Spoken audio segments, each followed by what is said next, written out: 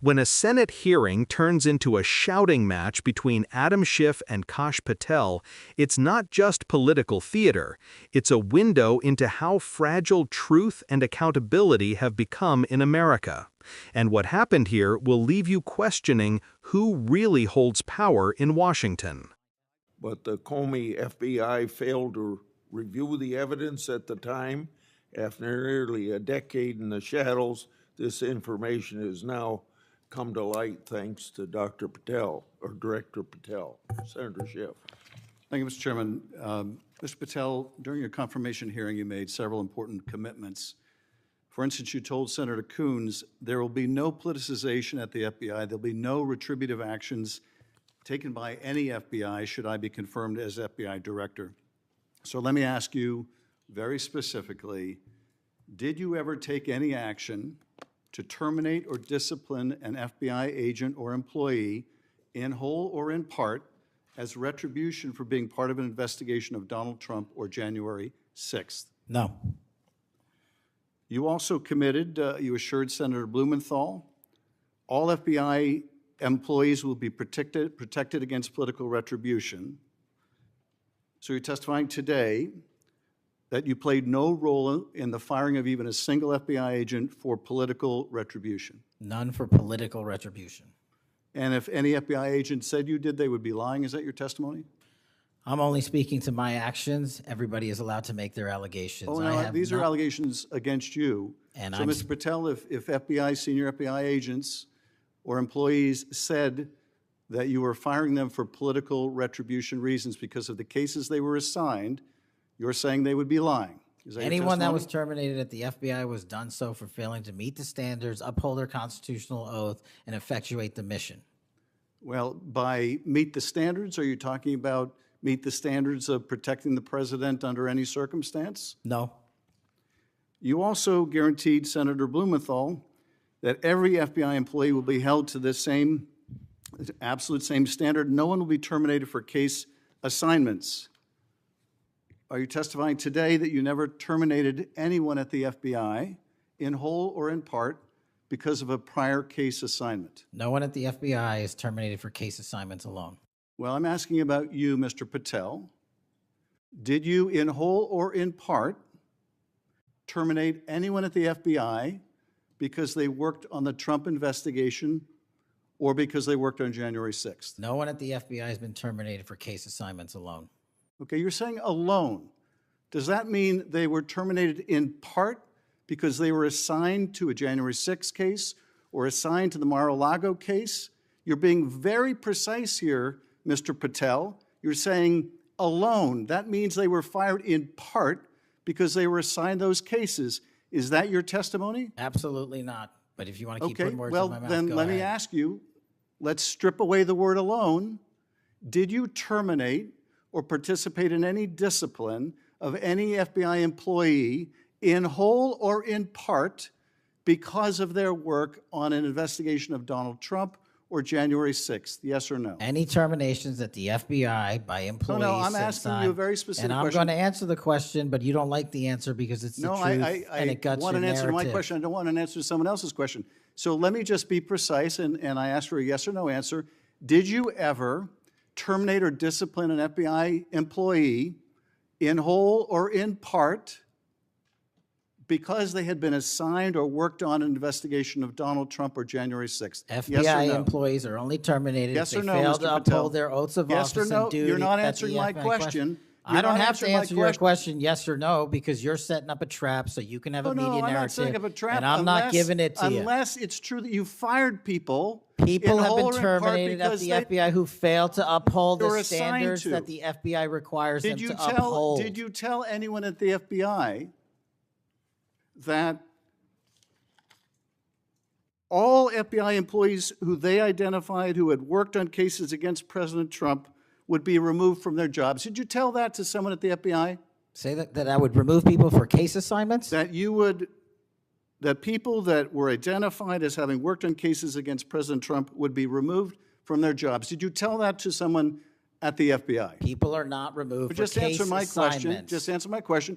Did you tell that to People someone? are not removed for case No, assignments. you're not and answering I my would- question. And I would Mr. never Patel, tell anyone. Did you tell someone at the FBI that FBI employees identified as having worked on cases against President Trump would be removed from their jobs? Yes or no, did you tell someone that? I would never tell anyone at the FBI that they're being removed for basically their case assignments.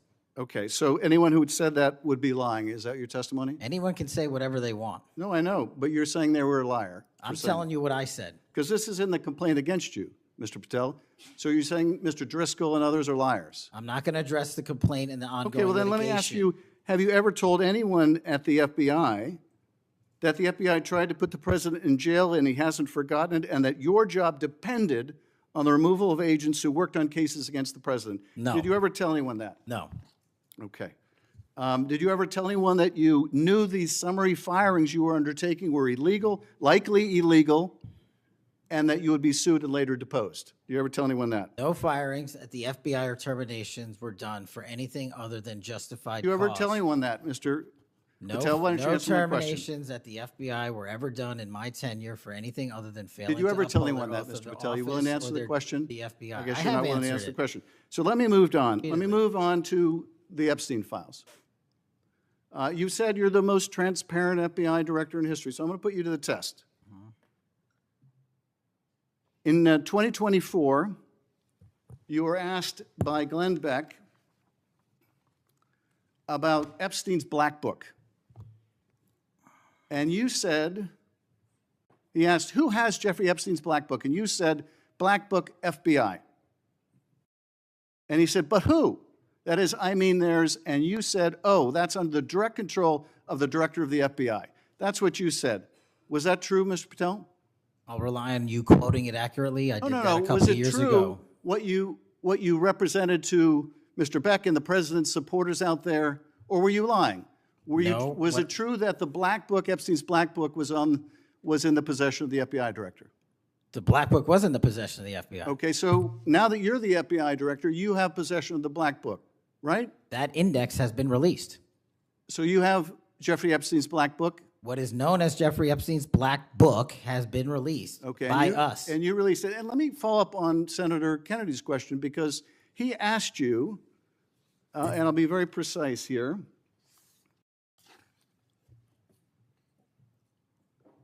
You've seen most of the files. Who, if anyone, did Epstein traffic these young women to besides himself? And you said, himself, there's no credible information, none. If there were, I would bring the case yesterday that he trafficked to other individuals. And Kennedy, the information we have, again, is limited. And Senator Kennedy said, the answer is no one. And you said, for the information we have.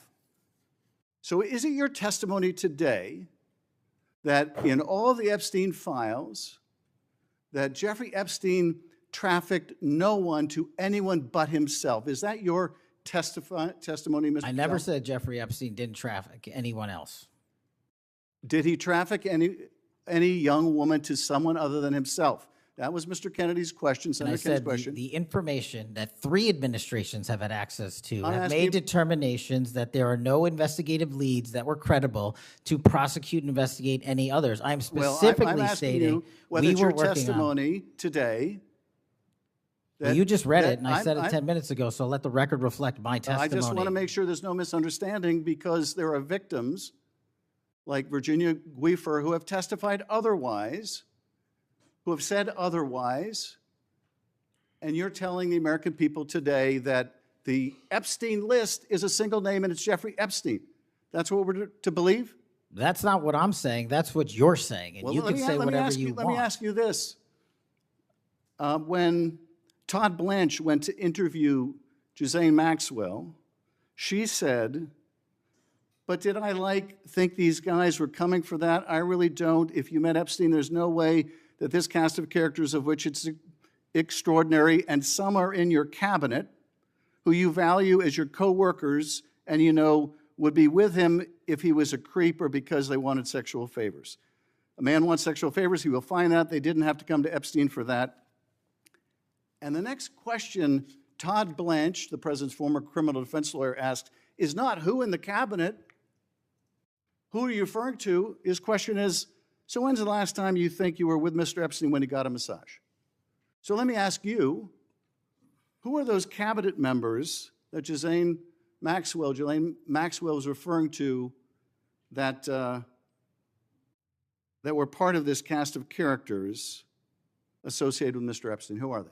The Deputy Attorney General took the aggressive step that no one else did and interviewed Ms. Maxwell for I'm 2 asking you, days, who are and we released who are the the cabinet entirety members? of that Who are the cabinet transcript. members? I do not have that transcript in front of me. You're picking it piecemeal. The American public can read the entirety of that. One last question, because you clearly won't tell us the cabinet members associated with Mr. Epstein. Let me ask you one last question.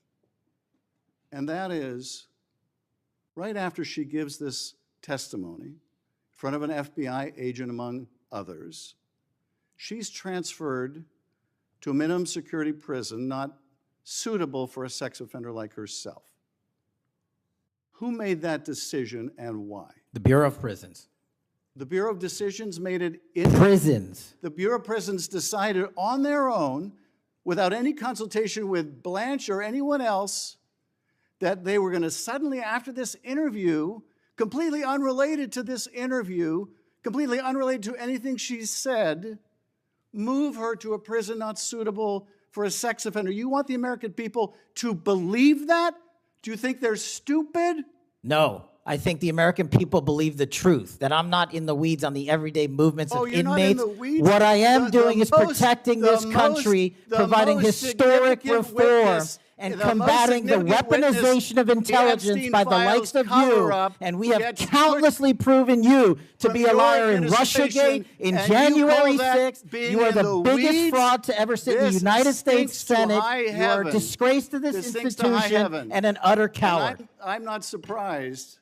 I'm not surprised that you continue to lie from your perch and put on a show so you can go raise money for your charade. You are a political buffoon at best.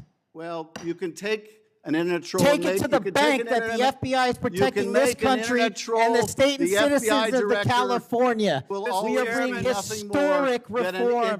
Point of order. But all you care about is a child sex predator that was prosecuted by a prior administration, and the Obama Justice Department and the Biden Justice Department did squat. And what did President Trump do? Bring new charges courageously. And what have we done? Chairman, you said I'm the most transparent FBI director in history. 33,000 pages of information to you. I challenge you to say anything credibly to the truth.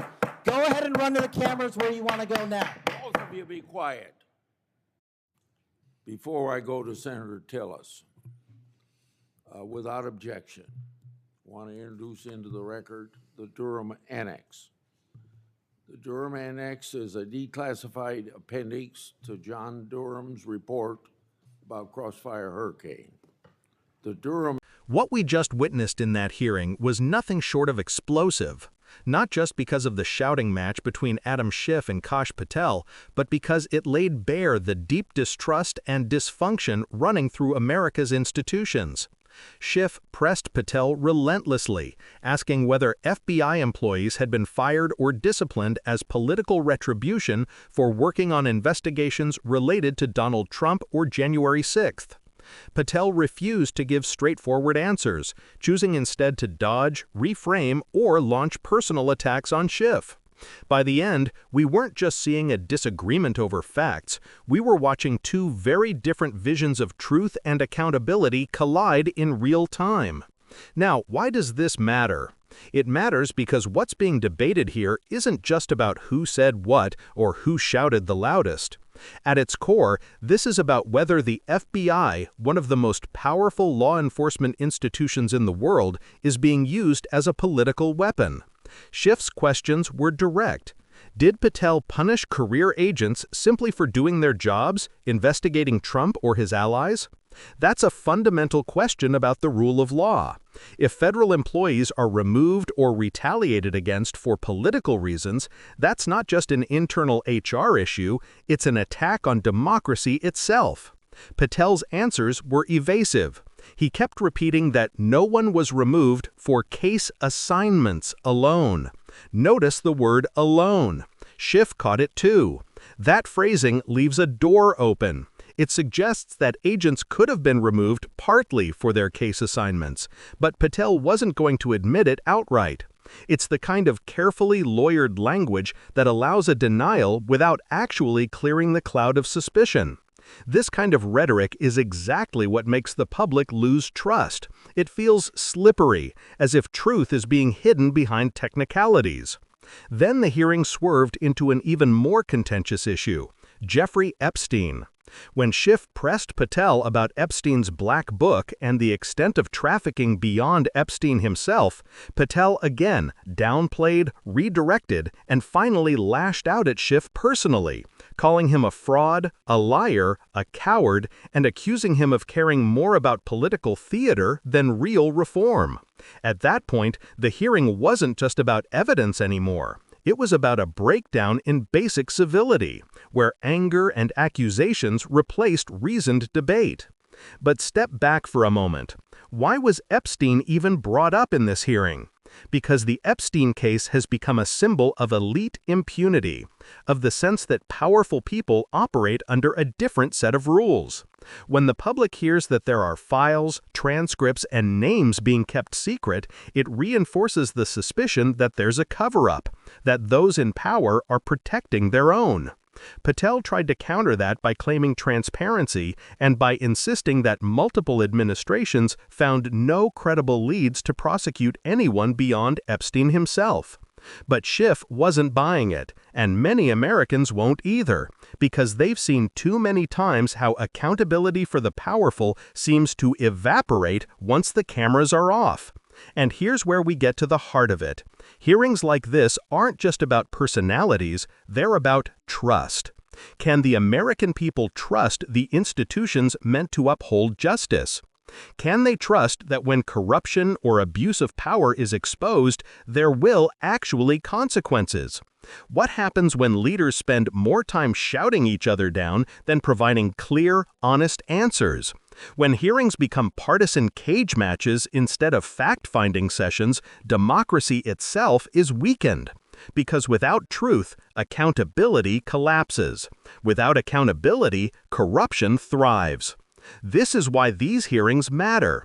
Not because we enjoy political drama, but because they are windows into the health of the system itself. If Schiff is right, then career FBI employees were punished simply for doing their jobs. If Patel is right, then this is all political theater designed to smear him. But either way, the American people lose when the truth is buried under spin and shouting. And that's exactly why conversations like this one, here on Left Lens, are so important. We take the noise and break it down so you can understand not just what was said, but why it matters, how it connects to larger patterns, and what it reveals about the direction of our country. Because these aren't abstract debates. They affect whether justice is real, whether power is accountable, and whether democracy survives. If you want to keep cutting through the noise and getting deeper analysis like this, not just headlines, not just sound bites, but the context and meaning behind them, make sure you're subscribed to Left Lens. This is how we build a community that refuses to look away, refuses to accept spin as truth, and insists on holding power to account. So hit that subscribe button, stay engaged, and let's keep shining a light on what matters most.